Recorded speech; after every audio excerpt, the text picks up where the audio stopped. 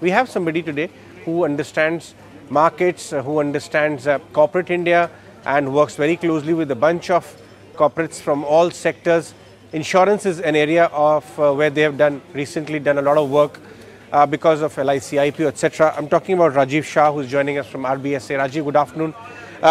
When we are talking to a lot of FIIs, apart from challenging macros, some of them said that big LIC offering could also be a near-term overhang because of the big supply it could actually create.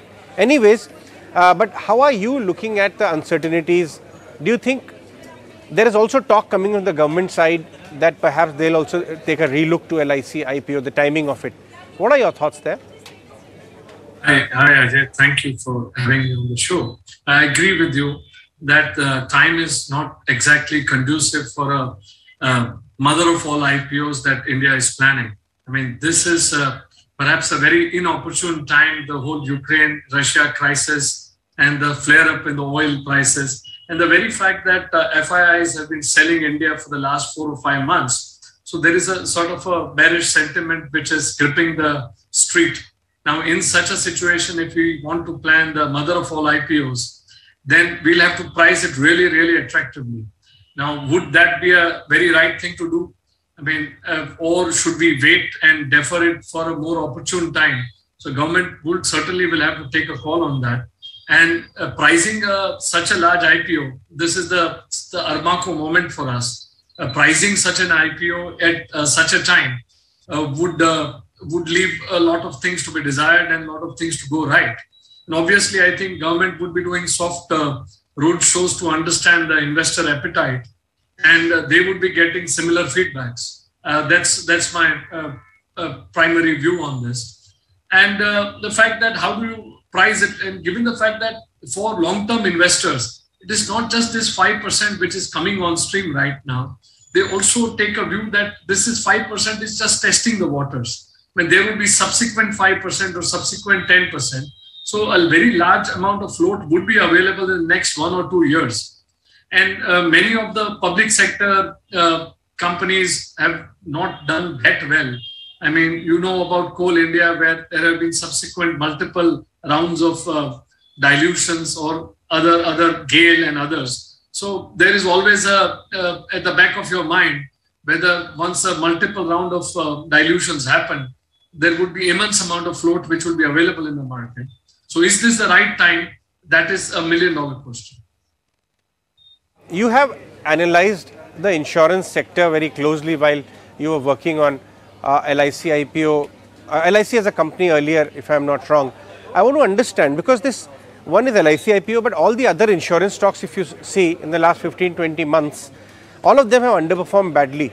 What are the dynamics at play as far as insurance sector is concerned? So, Ajay, I agree with you. See, right now, given COVID, insurance, there was an initial huge demand for insurance because of COVID, but that has now subsided. And insurance companies are saddled with large losses, or shall I say, now they have been coming back to pay for it. Now, the very fact that, even if you consider LIC as an IPO, I mean, the best run insurance companies, the HDFCs, the ICICIs, are trading at an embedded value multiple ranging from 2.27 to 3.7 or something like that. Now, they have been under pressure for the last 6 months or a year, not just because of the market, but insurance in general. Now, if you want to price an LIC kind of IPO, which has its own challenges given the very large size of float, the inefficiencies of public sector, the very fact that there is at the back of everyone's mind, LIC is an investor of last resort. So the very fact that there is an exposure to government diktat, anytime government can ask it to take a decision which is not in the best commercial interest. And I think even the DRHP, LIC itself is saying that we can be called upon to invest which may not be in the best interest of the shareholders. Now, if one has to put money in that, naturally the embedded value multiple which LIC should fetch should be lower to what the likes of HDFC or ICICI Prudential can fetch. Now, given that, we would believe that a multiple 2 to 2.25 or something like that for an embedded value should be more in order, which is at a discount to the likes of HDFC Life or Standard ICICI Pru. Now that would give a range of 9.5 to 10 lakh crores or 11 lakh crores or something like that. And that would give imply into an IPO size of about 50 to 52,000 or 55,000 crores. Now government, and obviously one has to get long-term good quality investors here. And they would also see the market situation, the way it is evolving.